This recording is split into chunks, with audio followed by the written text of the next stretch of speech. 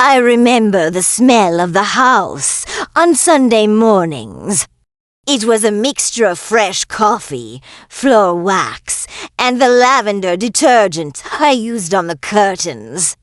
For 25 years, that smell was the definition of my peace. I would wake up before the sun, not because I had to, but because I loved the silence of the kitchen before the world started screaming. I would watch Mark sleep, his chest rising and falling in a rhythmic, predictable pattern that felt like the heartbeat of my own life. We were the golden couple of the neighborhood. People didn't just envy us, they used us as a compass for their own relationships. If Mark and Eleanor are fine, then the world is still spinning on its axis, they would say. Our marriage wasn't built on grand, cinematic gestures, but on the small, invisible threads of routine. It was the way he always left the last bit of orange juice for me, or how he knew exactly which part of my back to rub when the stress of the mortgage office became too much to bear. We had raised two children, Sarah and Leo, who were now successful adults with lives of their own, and we had done so without a single major scandal. We were a fortress. Or so I thought. Mark's mother, Martha, lived just 3 blocks away. She was a formidable woman, a retired school teacher with eyes that could see through a brick wall. Yet she always looked at me with a tenderness that I appreciated more than I could ever say. My own mother passed away when I was young, and Martha filled that void with a quiet, steady presence. We spent our Saturday afternoons gardening together, our hands deep in the soil, talking about everything and nothing. She would often tell me how lucky Mark was to have found me, and I would laugh, telling her that I was the lucky one for being welcomed into such a solid family. I recall a specific evening, just a few months before everything crumbled. We were all gathered in the backyard for Mark's 50th birthday. The golden hour light was hitting the oak trees just right, casting long, soft shadows over the grass. Mark stood up to give a toast, his hand resting firmly on my shoulder. He looked me in the eyes, his voice thick with what I believed was genuine emotion, and thanked me for being his anchor. He said that without me, he would be a ship lost at sea. I felt a warmth in my chest that stayed with me for weeks. I felt safe. I felt seen. I felt like every sacrifice I had made, the career moves I declined to be home with the kids, the late nights keeping the household running while he climbed the corporate ladder was worth it. We had plans. We had a map for our retirement. We were going to buy that small cottage in Maine, the one with the porch facing the Atlantic. We spent hours looking at listings, debating the merits of different floor plans, dreaming about the books we would read and the walks we would take. It was a beautiful, meticulously crafted future.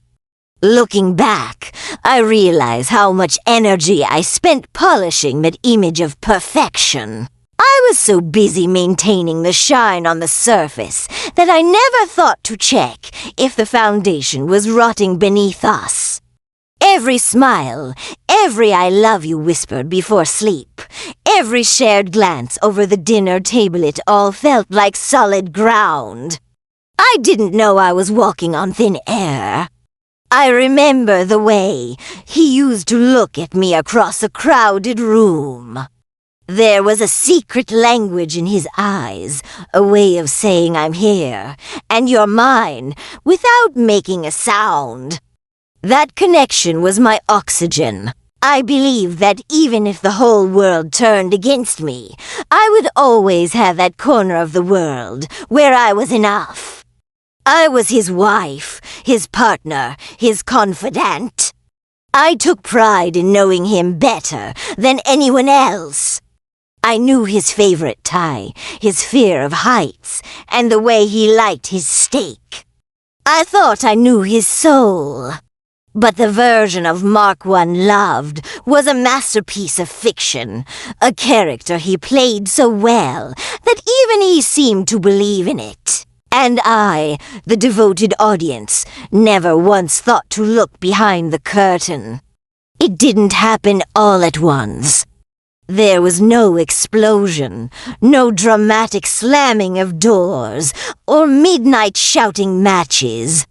Instead, it was a slow erosion, like water dripping on stone for decades, until a hole finally appears. It began with the phone. For years, Mark's phone had been an afterthought, something he left on the kitchen counter or tossed onto the bedside table without a second glance. But then, almost overnight, it became an extension of his hand. He started carrying it with him to the bathroom, to the garage, even when he went out to take the trash to the curb. When I asked him about it, he gave me that practiced, corporate smile, the one he used for difficult clients, and said work was becoming unusually demanding. I wanted to believe him. I needed to believe him. Because the alternative was a void I wasn't ready to look into. But the signs kept piling up like dead leaves in autumn. Our conversations, once deep and flowing, became transactional. We talked about the electricity bill, Sarah's car insurance, or what we should pick up from the grocery store. The us had been replaced by the logistics of us. I would try to catch his eye during dinner, to find that secret language we used to share, but his gaze was always elsewhere, fixed on a point just behind my shoulder or lost in the blue glow of his screen. He started staying late at the office. It began with 1 night a week, then 2, then 3. He would come home smelling of cold air and expensive coffee, looking exhausted, but with a strange, frantic energy behind his eyes. When I would offer to make him a late dinner, he'd say he had already eaten at his desk. The intimacy that had been our sanctuary began to feel like a chore to him. He would climb into bed and immediately turn his back to me, murmuring a quick goodnight before pretending to fall asleep. I would lie there in the dark, listening to the sound of his breathing, feeling the 3 feet of mattress between us expand until it felt like an ocean. I remember a Saturday morning when I suggested we go for our usual walk in the park. He didn't even look up from his tablet.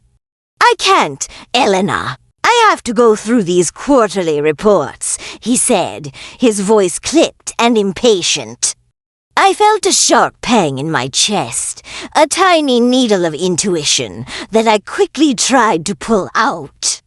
I told myself I was being needy, that I was overthinking things, that every long-term marriage goes through dry spells. I went to the park alone. I walked the paths we had walked together for 20 years, and for the first time, the beauty of the trees felt hollow. I felt like a ghost haunting my own life. Even Martha noticed. One afternoon, while we were pruning the roses in her garden, she paused and looked at me with those piercing eyes. "Mark seems distracted lately," she said, her voice careful, testing the air. I forced a laugh, the kind that doesn't reach your eyes. "Oh, you know him, Martha. Always chasing the next promotion." She didn't smile back. She just looked at her son's old childhood home and sighed. Men are fragile things, Elena. Sometimes they break and don't even know it until they're in pieces. At the time, I thought she was worried about his stress levels. I didn't realize she was warning me about his character. The distance was also in the things he stopped saying. He stopped complimenting the dinner I spent 2 hours preparing. He stopped asking how my day at the office was. He stopped noticing when I changed my hair or wore the blue dress he used to love. It was as if I was slowly becoming invisible, fading into the background of the house like a piece of furniture he had grown too accustomed to seeing. I tried to bridge the gap. I bought tickets to a play he wanted to see. I planned a weekend getaway. I tried to initiate physical closeness. But every attempt was met with a polite, frozen wall. Not now, Elena. Maybe next time. I'm just so tired. Those words, I'm just so tired, became the anthem of our marriage. But he wasn't tired of work. He wasn't tired of life. He was tired of the mask he was wearing in front of me. He was tired of the effort it took to pretend that he was still the man I thought he was. And the first, in my desperate denial, it was the silence that became the loudest thing in our house. Not a peaceful silence, but a heavy, suffocating one that filled the rooms like thick smoke. I started noticing that Mark no longer laughed. Not at my jokes, not at the comedies we used to watch, not even at the goofy videos Sarah would send to the family group chat. His face had become a mask of neutral efficiency. I would watch him from across the living room, his profile illuminated by the cold light of his phone. And I would realize with a jolt of terror that I didn't recognize the expression he wore when he TH. Ought I wasn't looking. It was an expression of longing, but it wasn't directed at me. It was the look of someone who was already somewhere else, living a life I hadn't been invited to. One evening, I found a receipt in the pocket of his gray suit jacket while I was preparing it for the dry cleaners. It was for a high-end jewelry store downtown, a place we hadn't visited in years. My heart skipped a beat, but not with suspicion.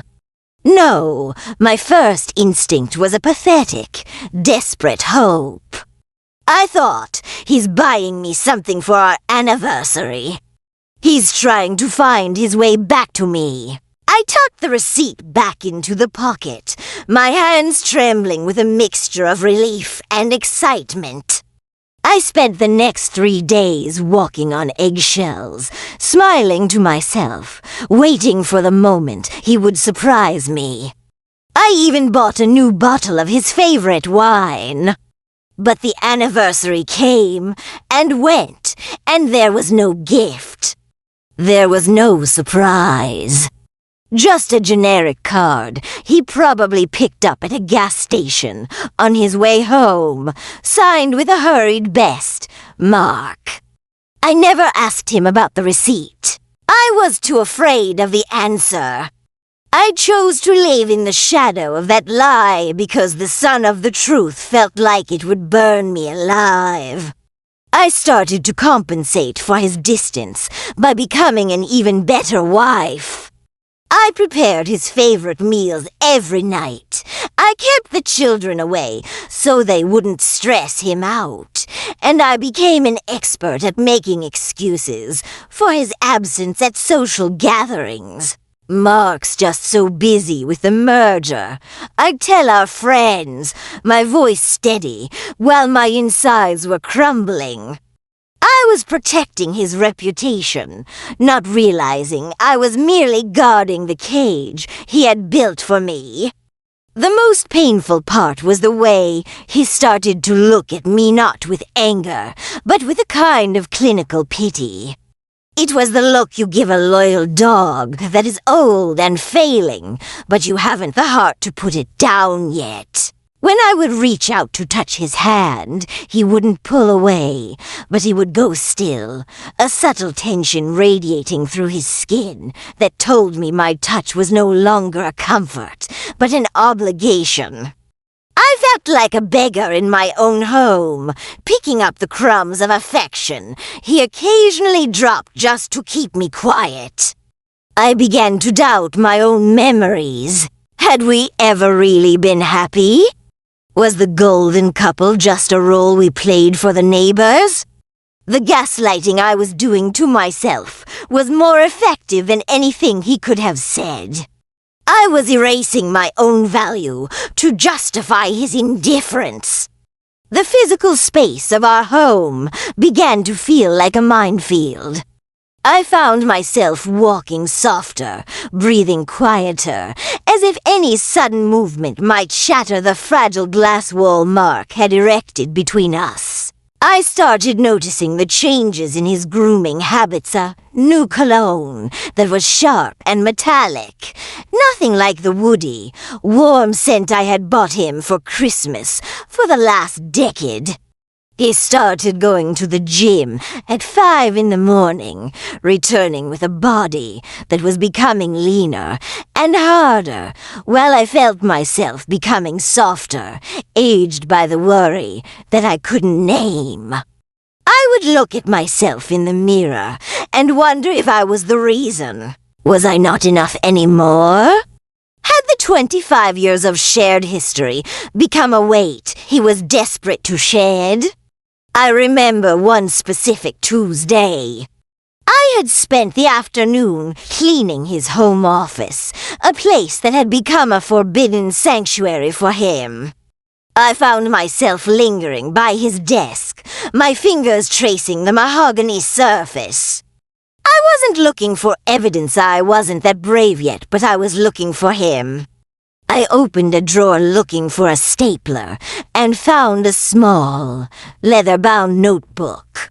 My heart hammered against my ribs like a trapped bird.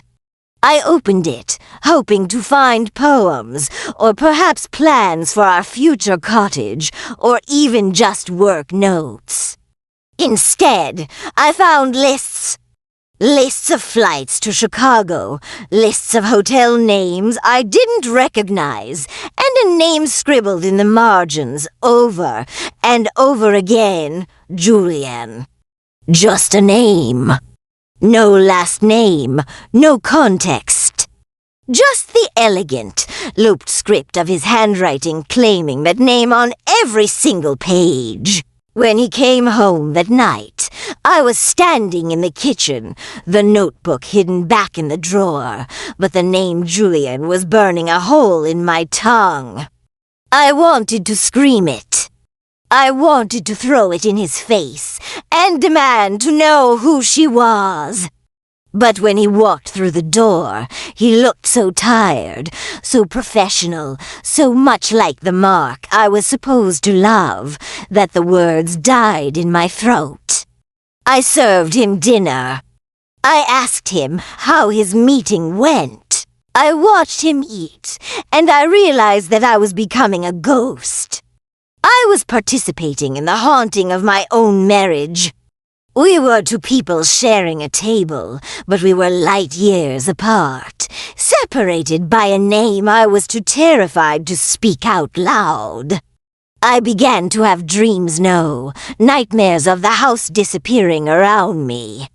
I would be sitting in my favorite armchair, and the walls would slowly dissolve into mist, leaving me sitting in an empty field under a cold, gray sky.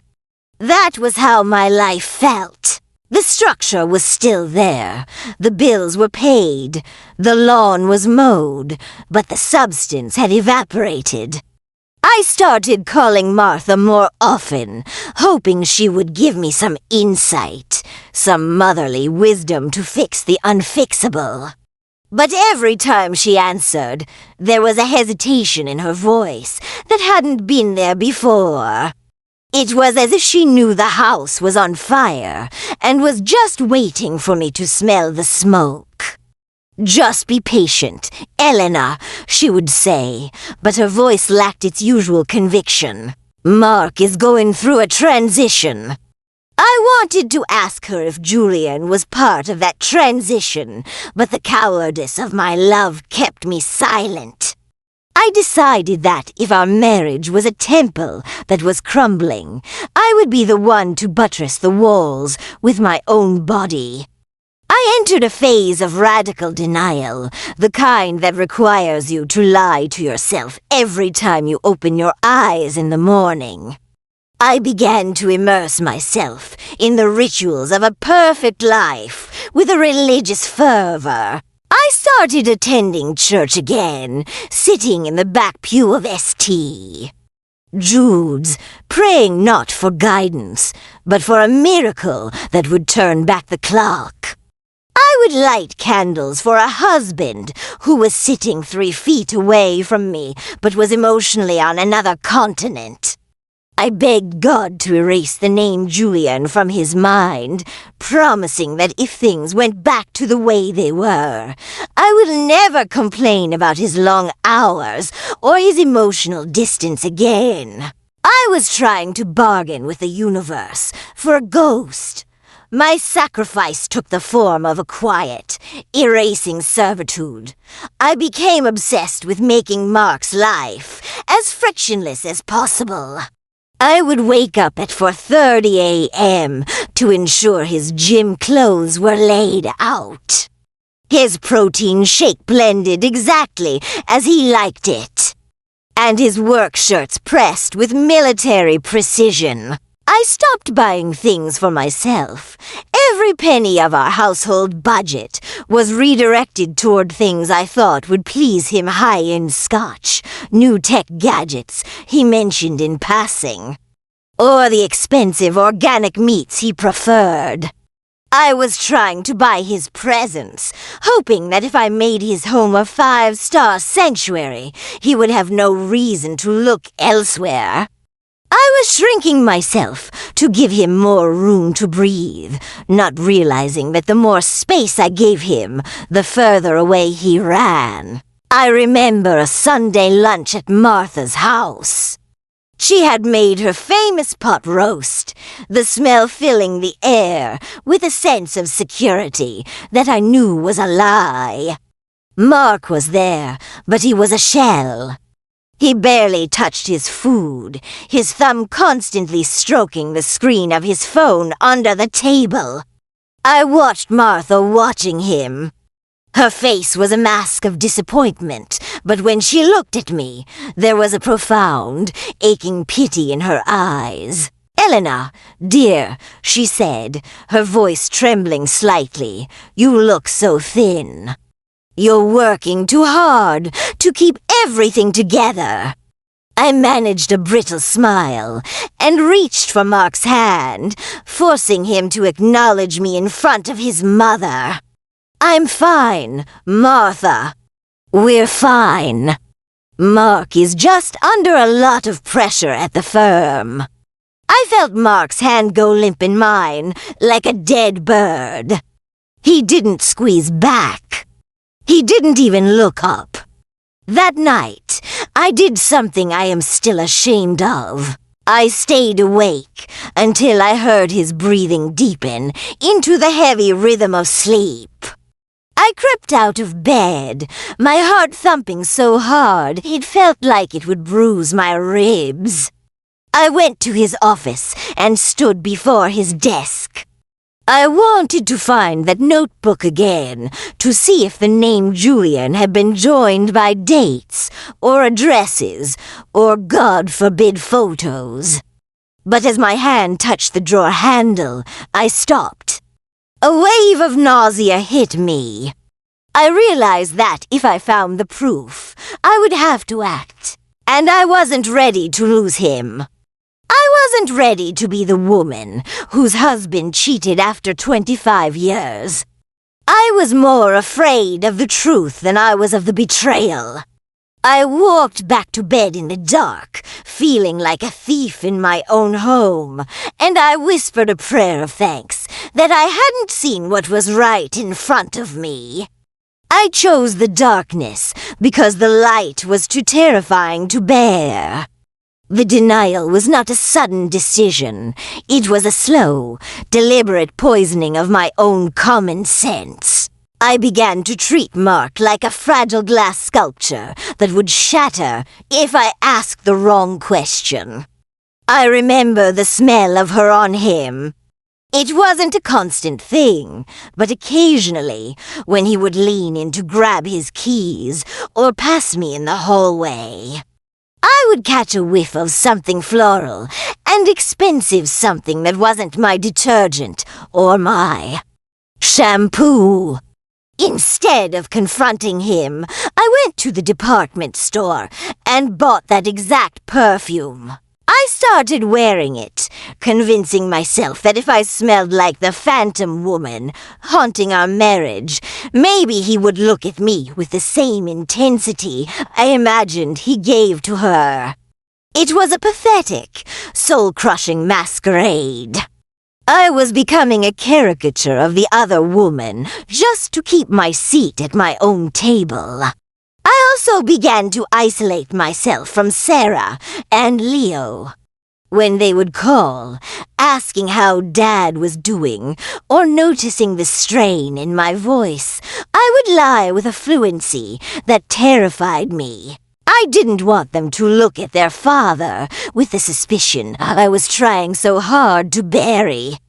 I was protecting their image of a hero, while that same hero was burning down the house with us inside. One afternoon, Leo came over unannounced and found me sitting in the dark living room, staring at a blank television screen. He asked me what was wrong, and I told him I just had a migraine. He looked at me with a frown, sensing the hollow air in the house. "Mom, you and Dad haven't gone on a date in months. What's happening?" I snapped at him. I told him he didn't understand the complexities of long-term love. I chose to push my own son away rather than admit that my life was a lie. My faith became a weapon I used against myself. I spent hours reading about forgiveness and the endurance of wives in the Bible. I convinced myself that this was my cross to bear, that my suffering was a form of spiritual refinement. If I could just endure his coldness, his late nights, and the secret phone calls I overheard from behind closed doors, then surely God would reward me by turning his heart back toward home. I was making a deal with a silent heaven.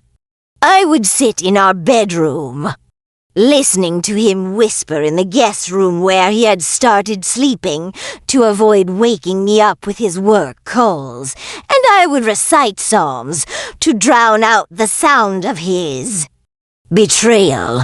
I was using my spirituality as a blindfold, tightening the fabric every time a sliver of truth tried to leak through. I even started to blame myself. I looked at old photos of us from 10 years ago and analyzed every wrinkle, every pound I had gained, every gray hair I hadn't covered. I convinced myself that I had let myself go, even though I was more groomed and polished than ever in my desperate attempt to win him back. I thought that if I were thinner, or smarter, or more interested in his corporate drama, he wouldn't have needed her. This is the ultimate cruelty of denial. It turns the victim into the villain of their own story. I was the one apologizing for being boring, the one apologizing for nagging, when I only asked what time he'd be home. I was carving pieces out of my own soul to fill the holes he was leaving in our life, never realizing that the more I gave, the more he took for granted. The collapse of my world didn't happen because of a private detective or a dramatic confession. It happened because of a simple, mundane mistake, the kind of oversight that happens when a man becomes too arrogant in his own deception. It was a Tuesday evening, raining, the kind of heavy, gray rain that seems to wash the color out of everything. Mark had left for one of his emergency meetings in the city, but he had forgotten his personal tablet on the coffee table. Normally, I wouldn't have touched it. I would have polished the screen and set it aside, respecting the boundaries that had become the walls of my prison. But that night, a notification kept popping up, a persistent pinging that sliced through the silence of the empty house. I told myself I was just going to silence it. I picked it up, and the screen lit up with a series of photos. They weren't just messages. They were a gallery of a life I didn't recognize. There was Mark, my Mark, laughing on a sun-drenched balcony in Chicago, the city of his business trips. He was holding a woman I had never seen, but whose name I knew by heart, Julianne. She was younger, yes, but it wasn't her youth that broke me. It was the way Mark was looking at her. It was the look he used to give me 20 years ago, a look of pure, unadulterated adoration. In the next photo, they were in a jewelry store, the same one from the receipt. He was fastening a diamond necklace around her neck, his eyes reflecting a joy I hadn't seen in our home for a decade. The physical reaction was instantaneous. I felt a coldness spread from my stomach to my limbs, a numbness so profound that I couldn't feel my own fingers. I scrolled further, my eyes burning. There were messages. Thousands of them. "I can't wait to leave this gray life behind," Mark had written. "She's just a habit I can't break yet, but you are my future." A habit. 25 years of building a home, raising children, sharing grief and joy, reduced to a habit. I felt like I was looking at a stranger. The man I had ironed shirts for that morning was a ghost. The man in the photos was a monster I had invited into my bed. I sat on the floor of our perfect living room, the tablet glowing in the dark, and I realized that every prayer I had whispered and every sacrifice I had made had been fuel for his fire. Then, the final blow came from an unexpected source. I heard a key in the lock. I expected Mark, but it was Martha. She had a spare key for emergencies. She walked in, saw me on the floor with the tablet, and she didn't gasp. She didn't look surprised. She just stood there, her shoulders sagging under the weight of a secret she had been carrying too. "You found it," she whispered, her voice devoid of hope. I looked at her, my vision blurred by tears that refused to fall. "You knew?" I asked, my voice a jagged edge. Martha walked over and sat on the sofa, looking older than I had ever seen her. I suspected for a year. I saw them together once, in the city. I told him to end it, Elena. I told him he was throwing away gold for tinsel. But he's my son. I didn't know how to tell you that I raised a man who could be so cruel. The betrayal was now double-edged. My husband had replaced me, and the woman I called mother had sheltered the truth. The door opened an hour later. The sound of the key turning was no longer the sound of my husband coming home. It was the sound of a predator entering the cage. I was still on the floor, the tablet glowing like a radioactive coal in my lap. Martha was sitting in the armchair, her face as stone cold as a tombstone. When Mark walked in, humming a tune I didn't recognize, he didn't see me at first. He dropped his briefcase and started to loosen his tie. "Elena, why are the lights off?"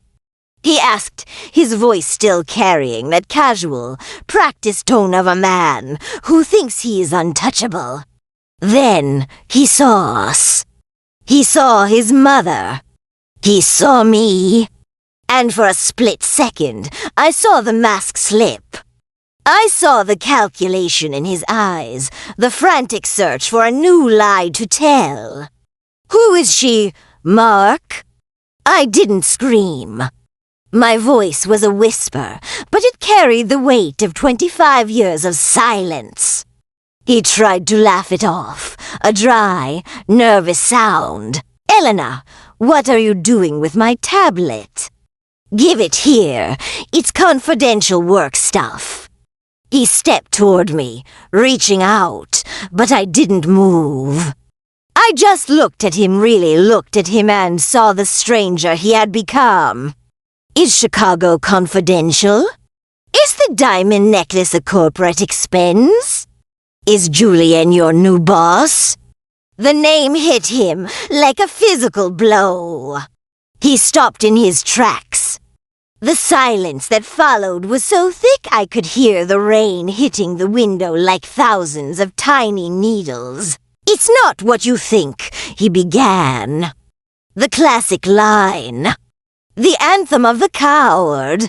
"It's exactly what I think," I said, finally standing up, my legs trembling, but my heart turning to ice. "I was a habit, Mark. That's what you called me. 25 years of my life, of raising your children, of keeping your secrets, of praying for you. And I was just a habit you couldn't break." I threw the tablet at his feet. It didn't shatter, but the screen flickered, showing the photo of him kissing her on that balcony. "You didn't just break our vows, Mark. You broke the person I was. You let me sit here for years, doubting my own sanity, while you were building a life with her using my time and my love as the foundation." He didn't apologize. Instead, he did something worse. He turned cold. "Fine," he said, his voice dropping an octave, becoming the man who closes deals and cuts losses. "You want the truth? I was suffocating here, Elena.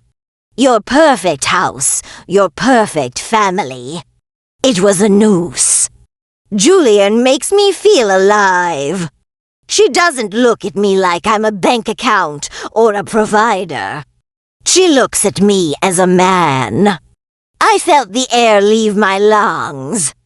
To blame me for his betrayal was the ultimate violation." But before I could speak, a voice rose from the armchair. "Be quiet, Mark." It was Martha. She stood up, her small frame suddenly towering with a dignity that made him shrink. "Do not dare blame this woman for your lack of character. I didn't raise a coward, but apparently I'm looking at one." Mark turned to his mother, his face red with a mixture of shame and fury. "Mom, stay out of this." "You don't know what it's like." Martha cut him off with a gesture so sharp it seemed to slice the air. "I know exactly what it's like. I know what it's like to give everything to a family, only to have a man think he's entitled to more. You talk about being alive? You're not alive, Mark. You're a thief. You stole 25 years of her youth and her devotion. And you did it while I watched, ashamed to call you my son. Mark looked from me to his mother, realization finally dawning on him that he wasn't just losing a habit. He was losing his sanctuary. "Pack your things," Martha said, her voice like iron. "You are not staying in this house another night. And you are certainly not my son until you learn what it means to be a man." Mark stood there, his chest heaving, looking at the two women who had been the pillars of his existence.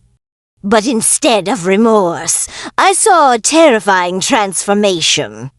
The husband I knew, the one who used to bring me tea when I had a cold, was gone, replaced by a man who was fighting for his right to be selfish. "You've always been so sanctimonious, Mom," he spat, turning his venom toward Martha.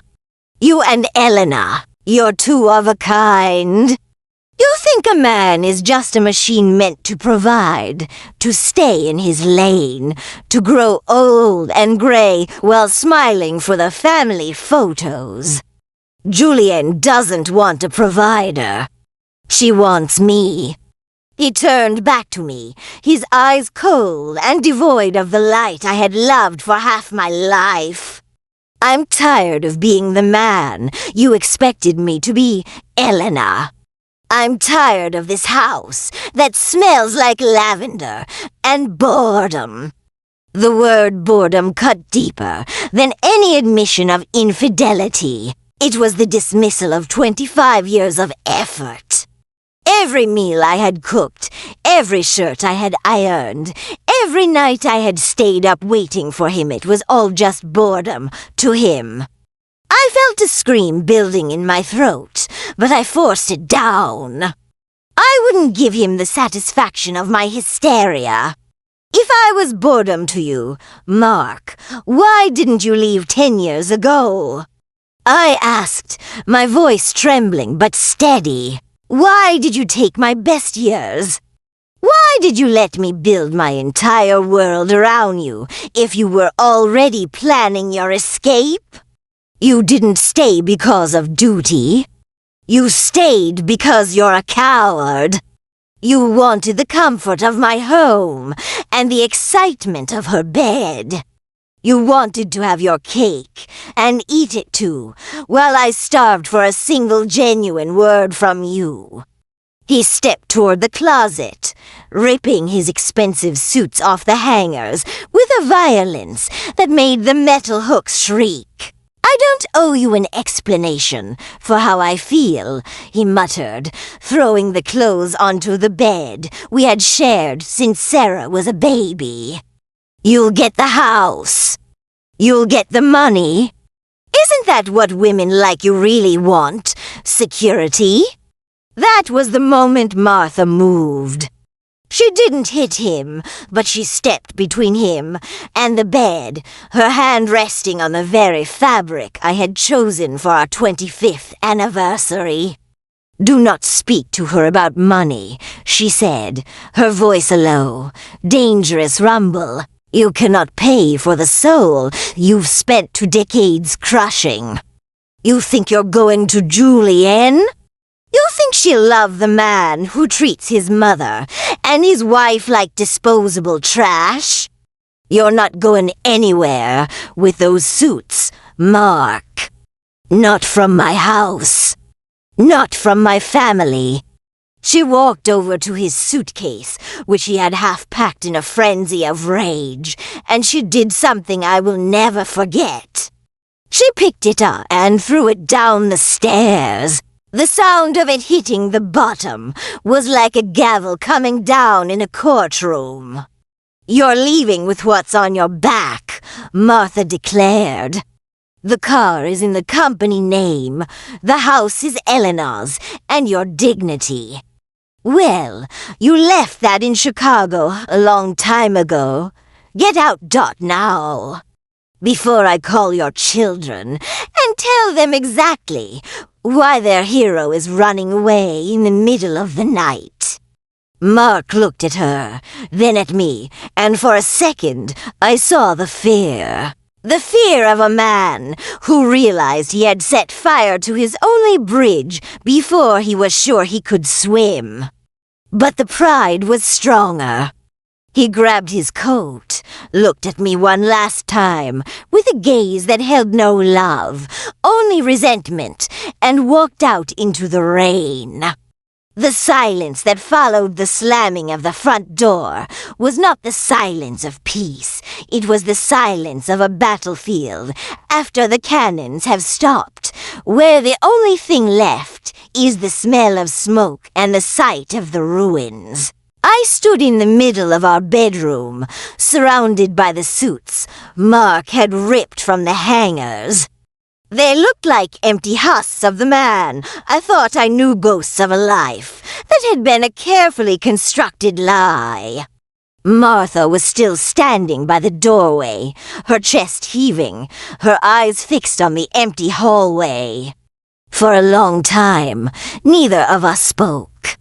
We were two women bound by the betrayal of the same man, standing in the wreckage of a family that had been our entire world. I finally collapsed, not with a scream, but with a slow, agonizing slide down the side of the bed, until I was sitting on the floor, my forehead resting against the mattress. The tears didn't come immediately. Instead, I felt a hollow ache so profound it felt physical, as if a vital organ had been surgically removed, without anesthesia. Every memory I had of the last decade began to rewrite itself in my mind. The late nights at the office weren't hard work. They were her. The coldness wasn't stress. It was resentment. Every I love you was a perjury. I felt a deep, burning shame for having been so blind, for having polished the silver, while my life was being stolen from under me. I felt like a fool who had spent 25 years worshipping at an empty altar. Martha came over and sat on the floor beside me. She didn't try to offer platitudes. She didn't tell me it would be okay, because she knew it wouldn't be, not for a long time.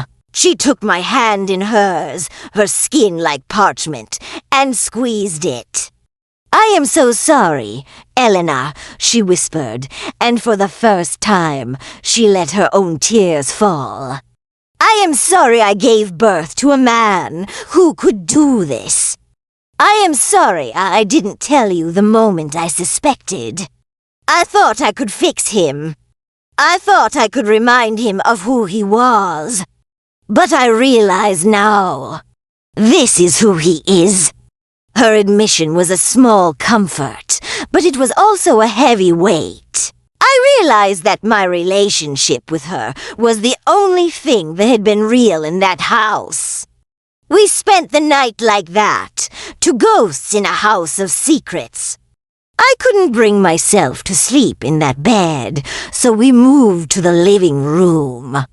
I watched the sun come up through the windows, the gray morning light, revealing the dust motes dancing in the air, life continuing, as if my world hadn't ended. I had to face the children. I had to tell Sarah and Leo that the father they admired was gone, and that the perfect family they grew up in was a masterpiece of deception. I dreaded the sound of their hearts breaking.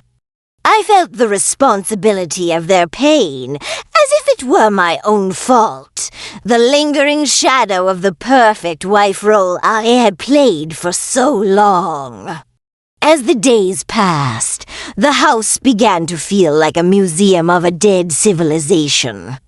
I walked through the rooms and saw only the things I had done for him. The books I bought because he liked the covers, the chairs I chose for his comfort, the meals I planned around his palate. The days that followed were lived in a strange, underwater slow motion.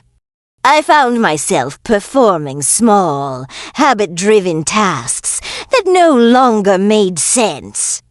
I would start to set the table for two, only to stand there with a dinner plate in my hand, staring at the empty chair until the porcelain felt heavy enough to break my wrist. I realized that my body was still programmed to serve a man who was probably, at that very moment, laughing in a hotel room, or looking for a new apartment with a woman who knew nothing of the 20 fee.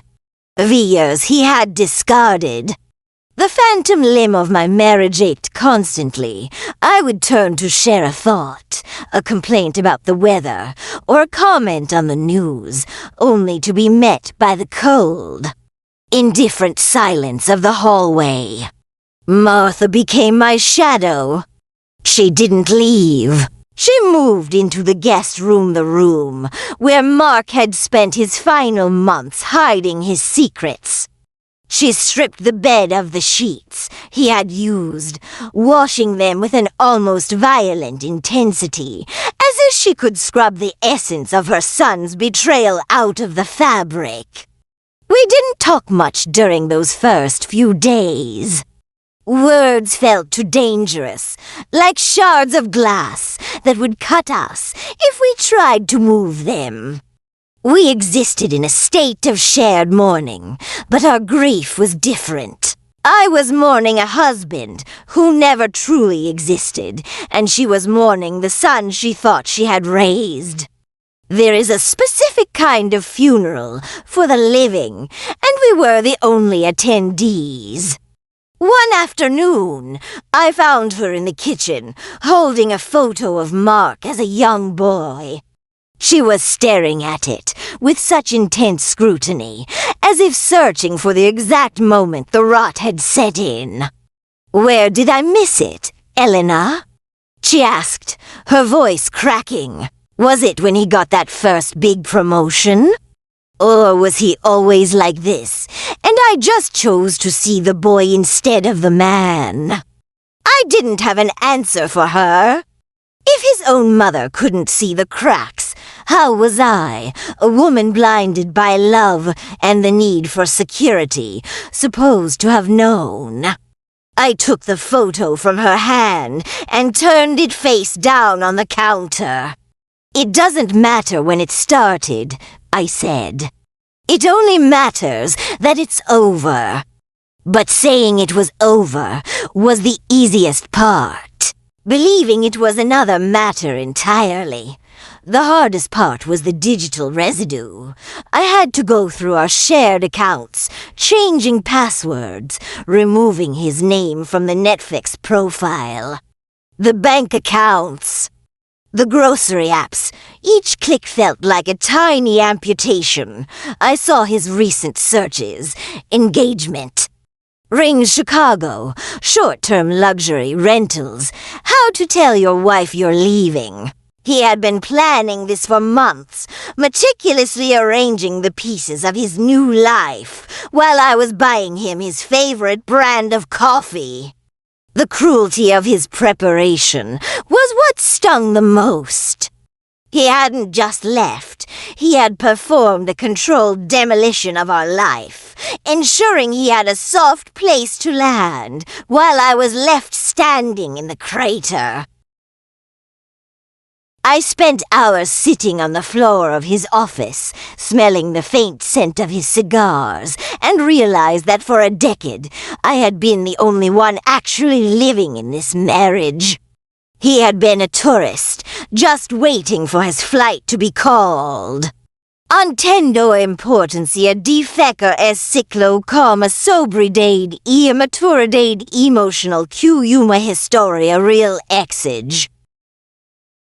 O bloco sevenho e soberum final felis magico, mas sobera dignidade dice in contra meu eos destrocos e a forca silenciosa dice guir em frente.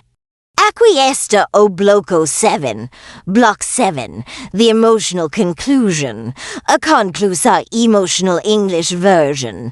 A year has passed since the night the rain washed Mark out of this house. People tell you that time heals all wounds, but that's a lie told by those who have never been truly shattered.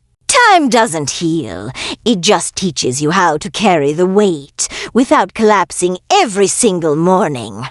I look at my hands now, and they no longer tremble when I make coffee for one. The silence of the house, which used to feel like a predator, has become a friend. It's a clean silence. There are no more lies hiding in the corners, no more ghost names whispered in the guest room, no more expensive perfumes used to mask a rotting heart. The children, Sarah and Leo, struggled for a long time.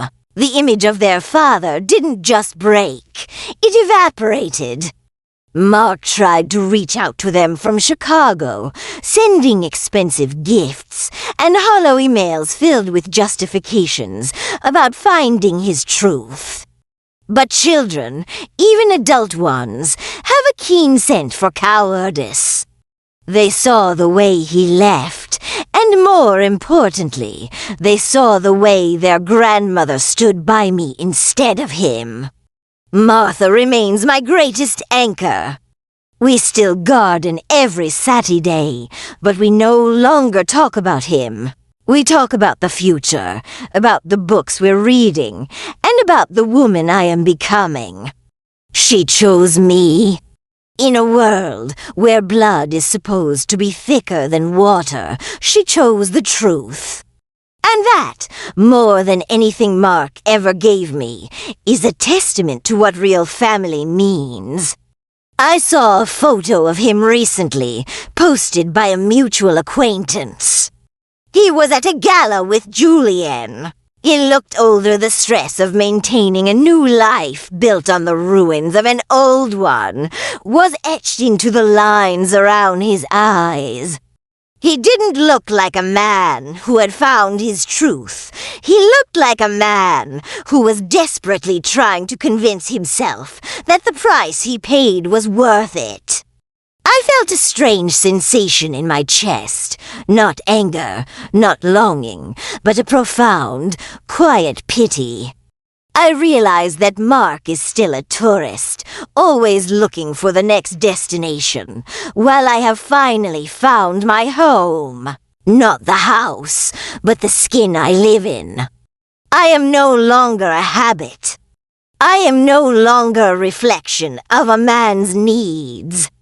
I am Elena, and for the first time in 25 years, that is enough. The cottage in Maine, the one we dreamed of, is no longer part of my map. I sold the big house 3 months ago. It was too full of shadows and lavender-scented ghosts. I moved to a small apartment by the lake, with windows that let in the morning sun and a balcony where I grow my own roses. Some nights, I still wake up reaching for the other side of the bed, but when my hand hits the cold sheets, I don't cry anymore. I just take a deep breath, listen to the rhythm of my own heart, and realize that the only person who was ever supposed to save me was looking back at me in the mirror all along. The story of the golden couple is over, and the story of the woman who survived them has just begun. Untendo perfectament. Vamos estender es inserimento. Transformando es siticeo di Elena em uma sabidoria profunda y silenciosa. Este o momento em que dor deixa uma ferida aberta e se torna uma cicatriz que ela carrega com orgulho como a mapa de sua sobrevivência. Acquiesta continuaco e finalizaco du bloco 7. Continuation and finalization. Block 6. The emotional conclusion. A conclusa emotional English version. There is a specific kind of freedom. That only comes after you've lost everything you thought defined you. For 25 years, I was Mark's wife, Sarah's mother, Martha's daughter-in-law. I was defined by my relationships to others, like a moon that only glows because a sun is shining on it. But when the sun went out, I didn't disappear. It took a long time to realize that the darkness wasn't there to swallow me. It was there so I could finally see my own light. I remember sitting on my new balcony last night, watching the moonlight ripple across the lake, and for the first time in my life, I didn't feel the need to fill the silence with a conversation or a chore. I was just there, existing. And it was beautiful. I occasionally hear fragments of Mark's new life through the grapevine of old friends. They say Julian is demanding, that the spark of the affair is being extinguished by the mundane reality of bills and shared dental plans. They say he asks about me sometimes, always with a hint of regret cloaked in arrogance. But those words no longer have a hook to catch in my heart. I've unlearned the language of his needs. I've realized that the greatest betrayal wasn't that he loved someone else. It was that he convinced me I was unlovable unless I was perfect. He didn't just break a contract. He tried to break a spirit. But a spirit that has been through the fire and didn't melt is a spirit that can never be conquered again. Martha and I often sit in silence now, the kind of silence that only two women who have looked into the abyss and survived can share. She told me once, while we were watching the sunset, that she feels she has finally graduated from being a mother in the traditional sense. She no longer feels responsible for Mark's sins, only for her own integrity. We are a family made of choice and scars.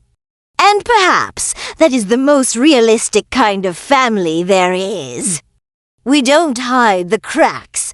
We fill them with gold, like that Japanese art of kintsugi, making the vessel stronger and more beautiful for having been broken.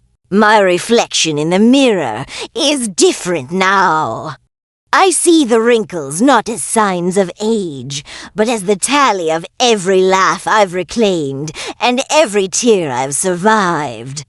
I am no longer waiting for the other shoe to drop, because I realized I'm the one walking in the shoes.